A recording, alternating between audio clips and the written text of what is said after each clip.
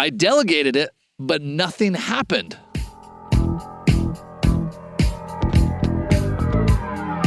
This is the perfect RIA, in case you didn't know. Bringing you all the strategies to help your business grow. Are you happy? Are you satisfied? Are you hanging on the edge of your seat? Sit back and listen in while you feel the beat, yeah. Another myth bites the dust.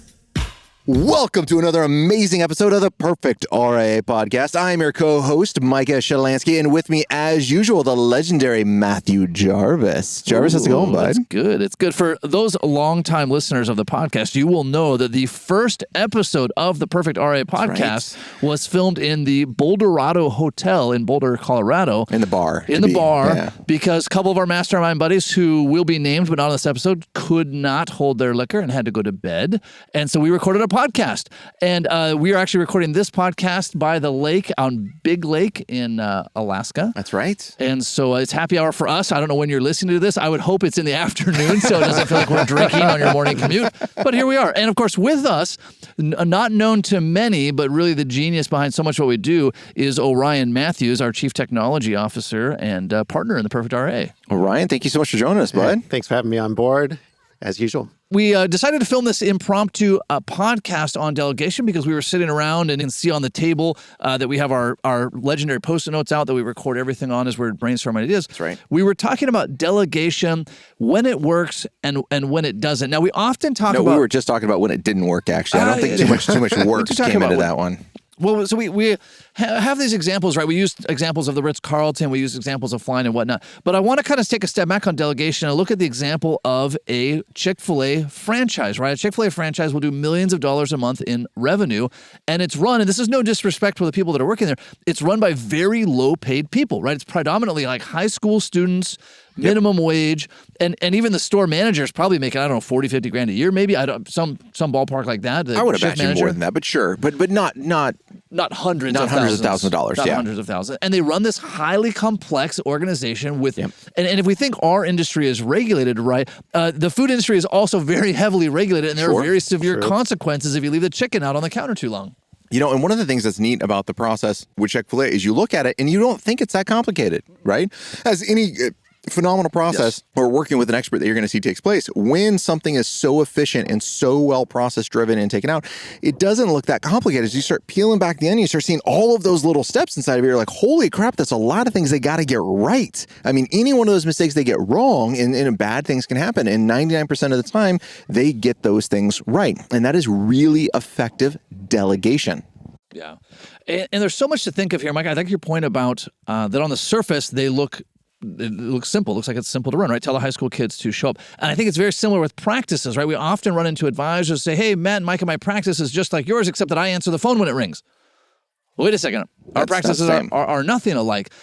And so one of the things we want to highlight today is not just delegation when you have a team of 5 or when you have hundreds of millions of dollars under management or you've been doing this for 20 years, right? What is delegation when it's just you and a virtual assistant? What is it? Delegation is just you and one other person. What about delegation when it's just you? Like, how does that all work out? And Jarvis, one of the famous quotes that you say all the time is, look, we already delegate 99.9% of things in our lives, right? I did not make, can, or create this beer. In fact, I didn't even pick it up, right? It was delivered. Same with all of our clothes and the table and materials and all of these things. All of these things were already delegated in some fashion. And now we're just talking about being a little bit more hyper-intentional about delegation. But Jarvis, I'd love to start off with a quick little story of when delegation didn't work. And since he's not expecting it, I was going to ask Orion to share. Maybe you have a delegation story about travel or something of that nature that came up as something that didn't work. And then we can kind of address it and can take some ownership on it and say, okay, great, where did we go wrong? And how do you make effective delegation? All right. Well, without naming any names, getting into anything that might get me in trouble, I have some lovely people that work for me. One of the things I've done over the past is delegated travel.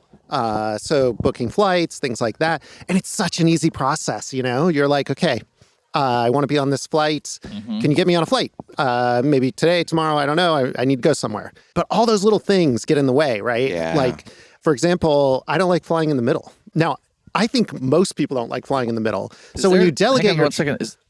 Is there a middle seat in first class? I was going to say, I don't remember a middle seat. right. But it was kind of We'll weird. solve but this all one right. step of That's delegation true. for you. Oh, maybe it's a special private jet that has a middle seat. Maybe that's what he's talking about. Well, I'm still working on these guys on economical ways of running your practice.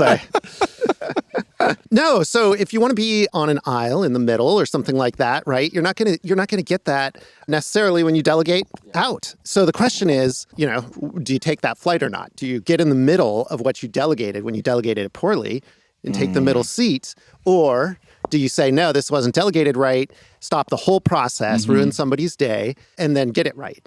And really, I would back it up and say, okay, well, you got to take sort of the -1. You got to go before the event occurred and say, okay, well, what did I do wrong? Like, how did I not delegate this travel setup? And I think it really comes back to the fact that, like, when the planes go off, they have a checklist. And they didn't start flying planes with checklists, right? Checklists came, they say that flight manuals are written in blood, right?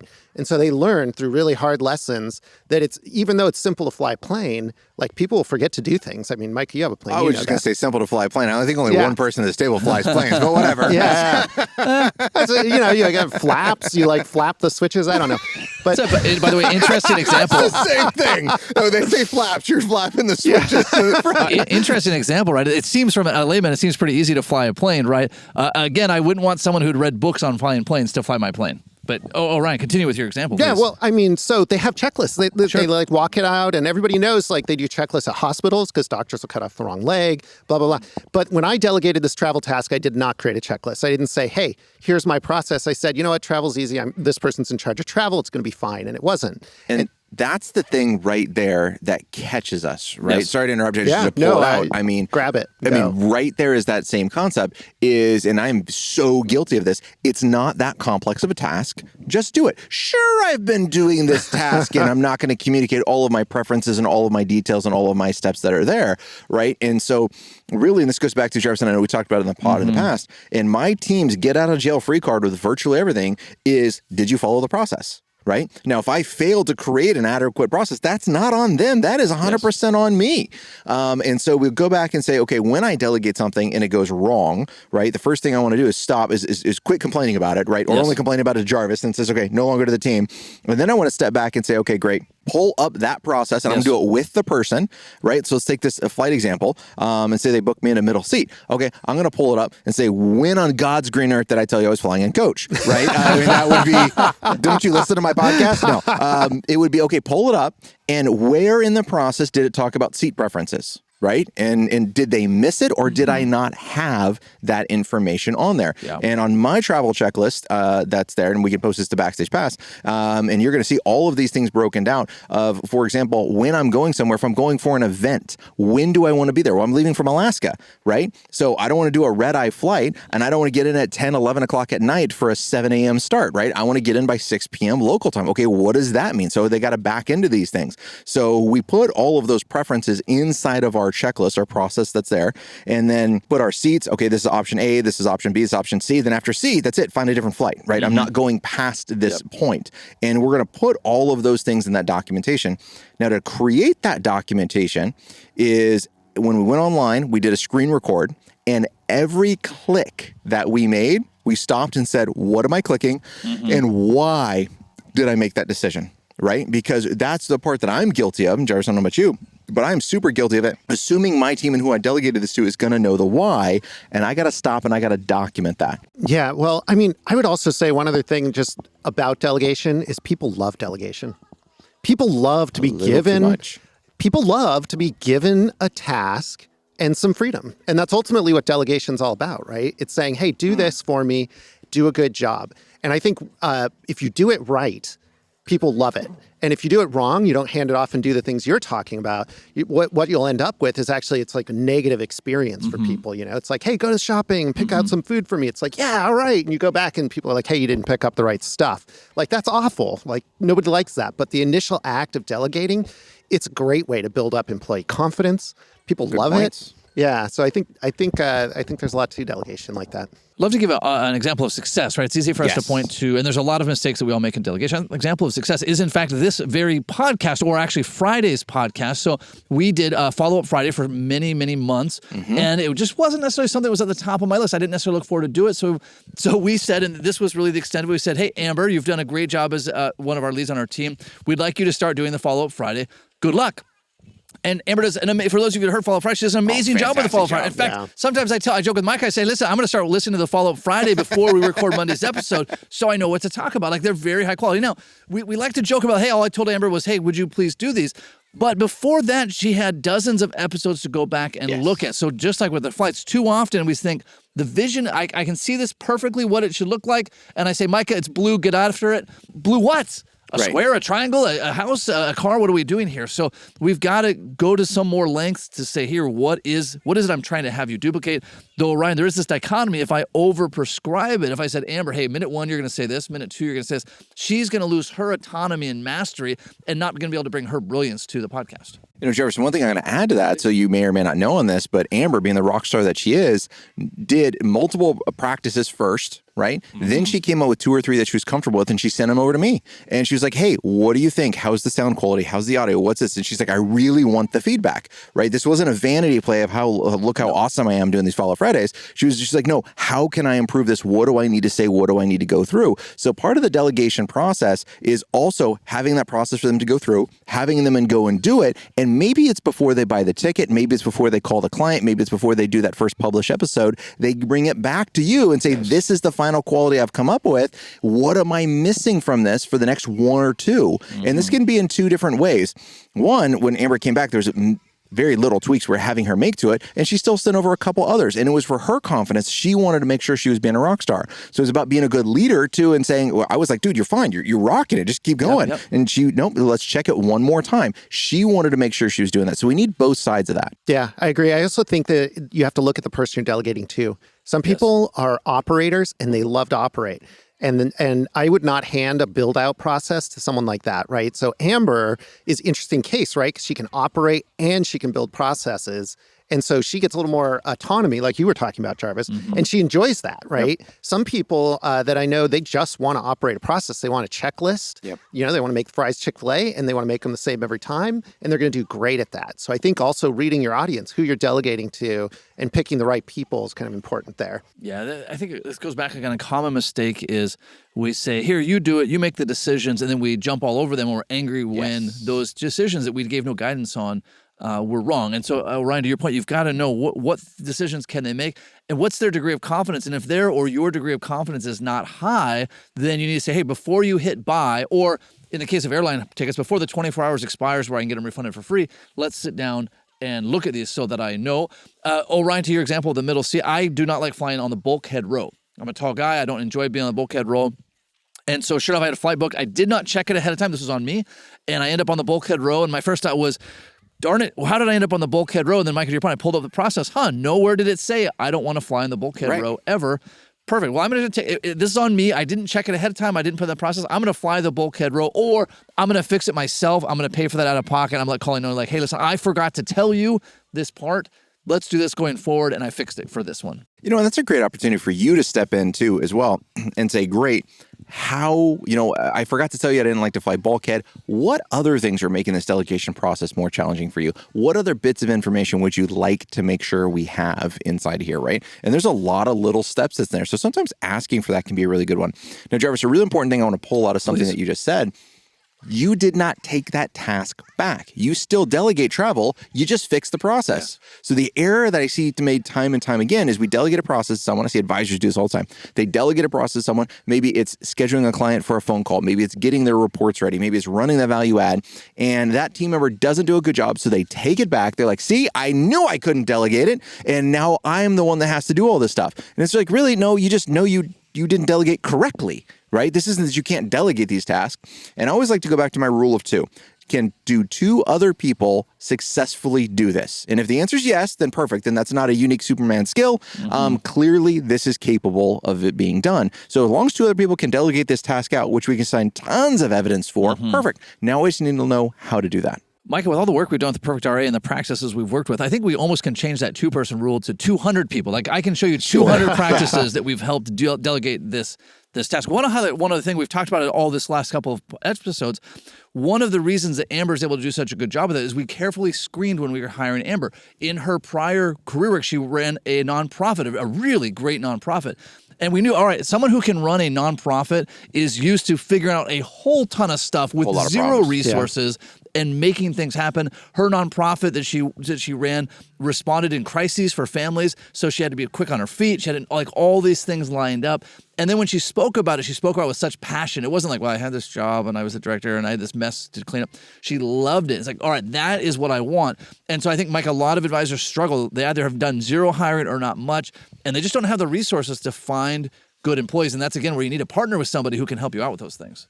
The Perfect RA challenges financial advisors to answer the question, what would you do if you weren't afraid? Surround yourself with financial advisors who share your common values and goals towards success. The advisor is you. The time is now. Don't be like most people who fail to take action and achieve their dreams. Go online today at theperfectraa.com and decide what type of financial advisor you plan to be. Another thing I'm curious about you guys' take on this is when you delegate to people, do you delegate to the point where you're showing them their finances? Because one thing I see a lot happening is people, they're doing tasks like, running invoices. Because they don't want the people that are working for them to maybe see how much the company's making, right? There's this sort of, information barrier that can get in the way of delegating sometimes. And I think that's something that you got to look inside and say, okay, I'm going to share my finances. I'm going to share my wife's preferences for flying because I'm going to delegate that. Are you ready to open up your family to somebody else? Kind of let them in on some of the things that, you need to know about your wife, things like that. Do you guys have any areas that you keep, or do you just kind of open up? I was really apprehensive at first about delegating all these things out, right? And like what was going to happen, how was it going to take place? Now they're going to have access to my finances. Oh my gosh, they're going to buy a credit card. They're going to run up and go buy a blah, blah, blah, whatever that is, right? And cyber theft and all those issues. I mean, that was my head trash going through. But now between a couple of assistants, they have access to pretty much everything. I mean, they don't have my bank account logins, so that one is outside of there. But my entire team has access to my Schwab accounts, which has a lot of my money in it, right? So they can see all of those things. Victoria, Kelly Gunn, et cetera. They can Charnel. They can see a whole lot of this data that they have access to. And the more I give them access to, the better that delegation becomes, because now they can see these things. I am not the linchpin in waiting for something to get done. Sometimes I still am, right? There's still some things that we can't do. Signing documents, right? I'm not willing to give up that power of attorney just yet. Sure. But short of that, right? They can really take and run a lot of these things. So I had to build milestones and say, okay, great. When we did this, okay, this is the next step. All right, now I'm the linchpin in this. All right, is it worth it? Right? Is my head trash about not giving up this access really worth that or not? Okay, it's not. And I delegate it out. Our household manager we talked about before, she's great. She's phenomenal. We'd always have her go out and buy groceries, etc. Well, we had to give her cash in advance because she couldn't afford our grocery bill. Sure. Right? Which is totally normal. Okay, I totally understand that. But if we didn't give her enough cash, then she couldn't buy all the groceries. She had to put stuff back, right? Which I can't even imagine that. Yeah. And so we said, we got to fix this. We just gave her a credit card. So now she has a credit card. And so she can run all those bills, etc. She gives in the receipts. Everything's reconciled. Everything works out really well. The more we give in that aspect, because we've hired the right people, the better that delegation works. I do want to put a little warning in here.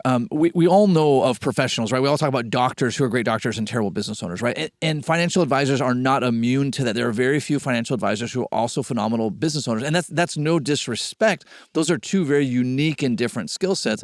But let's use this example of giving a company credit card, right? I see several advisors do that, and I almost never meet an advisor that had their employees sign an agreement that said that this credit card can only be used for company expenses, and any personal expenses will be charged back to you personally. And I've seen advisors and other businesses where someone quitting ran up a bunch of stuff on the company credit card. They didn't have this agreement, and their attorney said, well, you're out of luck. In fact, it's actually illegal for you to withhold it from their last paycheck because this isn't theft. You never told them, you never signed an agreement that they couldn't use your company credit card for personal stuff. So you can really get in trouble. This is not to say you shouldn't delegate, and I'm not trying to add head trash, but you need to know where your qualifications are as a business owner and where they're not. And Jarvis, that actually saved one of our businesses that we help manage. Was that exact thing happen? So we've never had those issues. Knock on wood. Yes, I know this is plastic, right? Sure. But we've never had those issues with anyone we've delegated to. But that actually happened with a business manager. They brought in a COO to run this company, and they started it was just theft. Just started slowly stealing money from the entire company, and it started as slow as like nickel dime transactions. Stuff you don't really notice. It was a $15 million firm, right? Then all of a sudden it kind of ramped up, and the bookkeeper's the one that found it. She's like, "Hey, this doesn't make any sense." Called us, called the owner, and we went through it. Oh yeah, close to 6 figures that was out there. But the great news is in the employment agreement, because it's in all of our employment agreements now, it's standard language that says, congratulations, if you buy something that you didn't have authorization to purchase or any personal expenses, those are 100% on you. And now we were able to go after them. We were able to get a little bit more than half the money back because it was the employment agreement. If not, you're right, SOL. $0 back, yeah.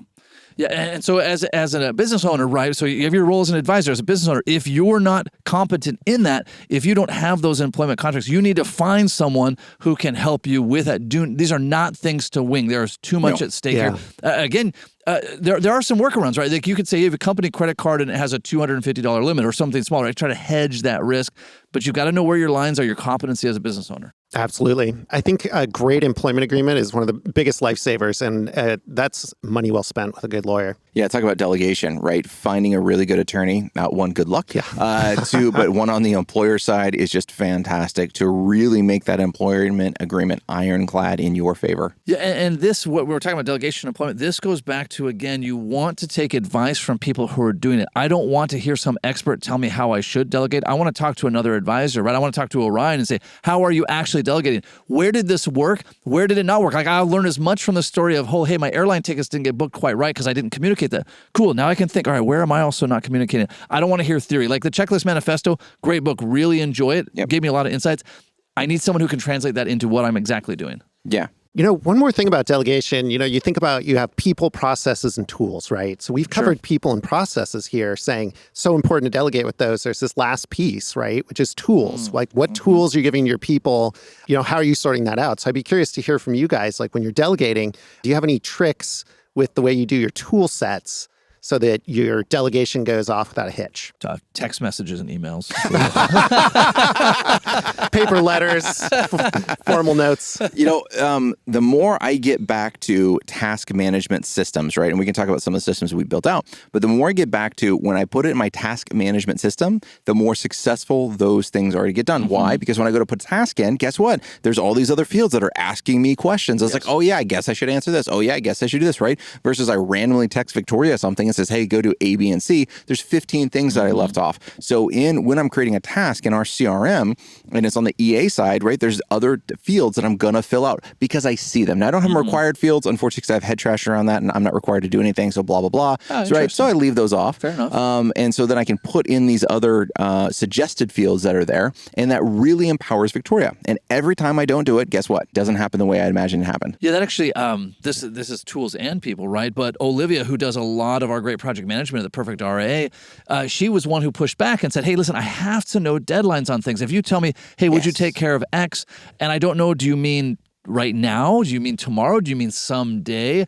And as we talk about with expectations with clients, if I don't set that expectation, it's impossible that the date and timing we're going to think lines up, right? If I tell a client, hey, we're going to take care of this, and I don't tell them by next Thursday, they're going to imagine a time or date. I'm going to imagine a time and date. They're never going to line. Same with your team. So, Mike, as you mentioned, we have some custom built things that we've done. I use Asana quite a bit in my team.